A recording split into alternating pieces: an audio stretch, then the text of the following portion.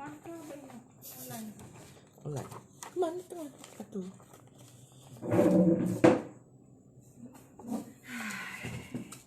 Bismillahirrahmanirrahim. Bismillahirrahmanirrahim. Allahumma barik lana fi ma razaqtana. Amin. Ini pun amin.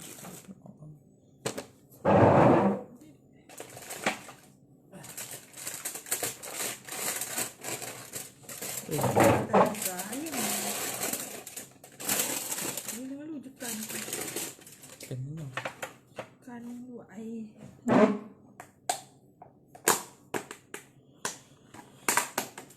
Halo, assalamualaikum. Nah.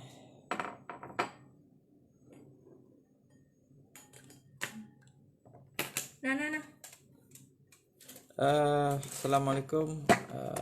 Salam sejahtera seperti yang kita janjikan malam ni, insyaallah saya try explain lah ataupun kongsikan dengan you all kos rawatan IVF ataupun ICSI.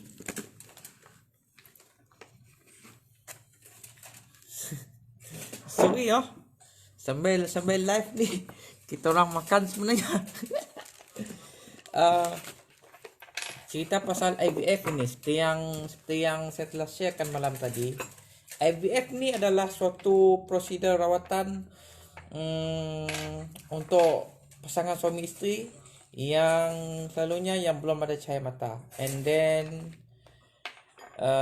yang dah lama berkahwin tapi belum ada cahaya mata, and then dia ada problem peranakan lah, ataupun dalam bahasa yang lebih mudah difahami, bayi tabung uji. Mungkin korang boleh share. Waalaikumsalam. Mungkin korang boleh share video ni supaya info ini menjadi suatu ilmu ataupun info kepada pasangan-pasangan lain yang belum ada cahaya mata. Contohnya macam kami lah. So, isu ataupun topik yang saya mau sentuhkan malam ini ialah berkaitan kos rawatan IVF. Sebab 2-3 hari ni semenjak saya post rawatan IVF yang kami jalani ketika ini, banyak yang WhatsApp, majoritinya send message lah dalam Facebook, and then bertanya dari kepada saya berapa kos menjalani rawatan IVF ini. Baca doa tu ni. So untuk mereka yang bertanya, and then untuk yang dah ada anak, mungkin ini just sekadar info sajalah. Okay, macam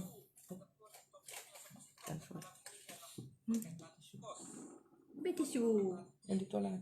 Okay.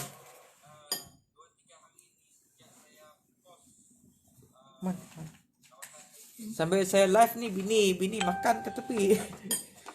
Okay, ini kos rawatan IVF yang kami jalani ketika ini. Untuk info, kami sekarang menjalani rawatan IVF di Sanford, Kuching. Seperti yang saya sudah maklumkan sebelum ini, Sarawak sini at least ada 3 tempat yang ada melaksanakan IVF.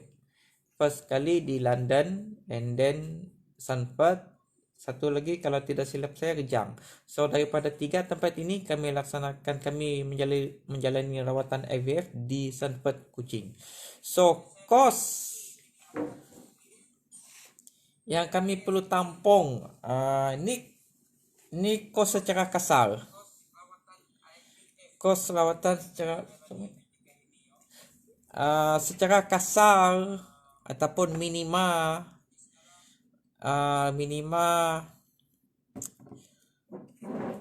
budget yang kami perlukan untuk rawatan ini adalah sekurang-kurangnya 14,000 minima. Sebab rawatan ini dia kena cek kondisi pesakit itu sendiri, sama ada lelaki ataupun perempuan. Sekiranya kondisi tidak terlalu teruk antara keduanya, so pusing-pusing dalam 14 lah, 13 14. Tapi kalau rawatan yang diperlukan lebih daripada yang sepatutnya, contohnya untuk suplemen, contoh sperm tidak begitu subur kan, tidak berapa produktif lah, so perlukan suplemen lagi. Dan begitu juga dengan pihak orang perempuan, jika ada masalah lain kah, macam bakteria kah apakah, so perlukan ubat tertentu lagi. So bila ada pertambahan ubat, then akan ada pertambahan kos. Tapi secara puratannya di Sunfirst kucing ianya bergerak pada paras 13 ke 14 ribu. Itu pun harga ini adalah untuk promosi dari saya sudah lupa berapa bila tarikh promosi dia, kalau tidak silap sampai bulan Oktober. Promosi untuk Sunfirst sampai Oktober. Itu yang dimaklumkan oleh bini saya lah, apa betul lah. So sampai Oktober dia punya promotion dalam RM13,800. Tambah-tambah yang lain-lain, ubat-ubat suplemen and then scan semua so anggaran dalam 14,000 lah. Itu untuk promotion sampai Oktober. Selepas Oktober harga dia akan naik lagi. Sebab kalau ikut harga normal Sunfirst, kalau ikut harga normal Sunfirst, seperti yang dimaklumkan oleh pihak berkenaan last time, dalam 16,000 lebih, 16,800 ke mungkin 16,000 lebih lah. Itu untuk di Sunfirst. Tempat kami menjalani rawatan ketika ini. Untuk tempat lain tu saya tidak berapa pastilah berapa. Tapi dia bergantung macam London saya tidak berapa pasti, and then Rijang pun kami tidak berapa pasti. Ada juga yang suggest kepada kami untuk try hospital kerajaan. Tapi untuk makluman, especially orang Sarawak, di Sarawak IVF tiada di hospital kerajaan. Kalau ada pun nak kena terbang pergi Semenanjung lah. Antara yang saya tahu HKL ada and then beberapa tempat lain lagi lah. Tapi yang lain tu saya tidak berapa ingat. Adalah beberapa tempat. Cuma macam kita kan orang Sarawak kan, bila mau pergi ke seberang sana, of course kita perlu tiket flight and then transport di sana, and then hotel ataupun penginapan, rumah sewa ke apa. So kalau kami buat di Semenanjung hospital kerajaan dengan swasta di Sarawak, so kos dia lebih kurang sama juga. Kalau Semenanjung kos rawatan IVF dia mungkin murah sebab kerajaan, tapi kos flight, kos makan minum, pengangkutan di sana, penginapan, so total pusing-pusing pun lebih kurang sama juga di Sarawak. Dan kami buat keputusan untuk buat di Sarawak lah, di Kuching. Tapi Kuching pun biasalah kos rawatan dalam 14 lebih. 14 itu tidak termasuk pengangkutan, tidak termasuk penginapan kita orang. So kalau total semua kan termasuk kos pengangkutan semua lah, pengangkutan hidup semua, makan minum di Kuching kan. So rasanya anggaran budget dalam 15 ke 16 ribu lah. Itu pun kalau patient tu, kalau pasangan tu tidak terlalu teruk dia punya rawatan lagi lah, rawatan lain. In case kalau ada rawatan lain, then mungkin lebih daripada 16. Tapi estimate saja, kalau korang ada plan mau menjalani rawatan IVF, cadangan saya ialah estimate saja dalam 20k, dalam 20,000 lah untuk Sunfirst. Lain klinik, lain kos. Yang kami punya sekarang Sunfirst, so kami estimate dalam 20k macam tu. So lain klinik dia lain kos dia, and then gitu juga dengan kos-kos lain. So estimate saja dalam 20k untuk Sunfirst. And then seperti yang saya sudah maklumkan tadi kan, buat di Sanford Kuching kan. And then so far sepanjang kami menjalani rawatan ini di Sanford Kuching, alhamdulillah semua prosedur and then semua layanan semua pada peringkat high class. Ialah sebab diorang swasta kan, and then swasta, so diorang sentiasa follow up dengan kita. Walaupun malam-malam buta kan, macam malam tadi last I punya wife injection ubat tersebut mesti diinjek pada pukul 8.30 malam sharp, cun 8.30. So diorang sebelum 8.30 tu diorang sudah WhatsApp kita malam-malam buta. Walaupun malam-malam buta diorang tetap follow up dengan kita. That's why lah kalau orang luar sana tanya kepada saya macam mana servis Sanford, and then saya boleh komen Sanford alhamdulillah memang high class, 5 star, 5 star punya. Memang terbaik punya Sanford. Dia punya nurse, dia explain semua, and doktor, ubat, kemudahan teknologi scan, dan apa-apa keperluan memang terbaik lah. So memang saya recommend kalau korang mau try, mungkin boleh di London, Sanford ataupun Rejang. Tapi di Sarawak sini kan, Sanford satu-satunya doktornya adalah wanita. Sebab waktu kami memilih merancang untuk melaksanakan IVF ni, salah satu isu yang kita orang discuss ialah berkenaan dengan doktor tersebut. Biasalah macam kami kan Muslim kan, of course kita beri keutamaan kepada doktor wanita. Doktor lelaki kebanyakan IVF ini doktor lelaki.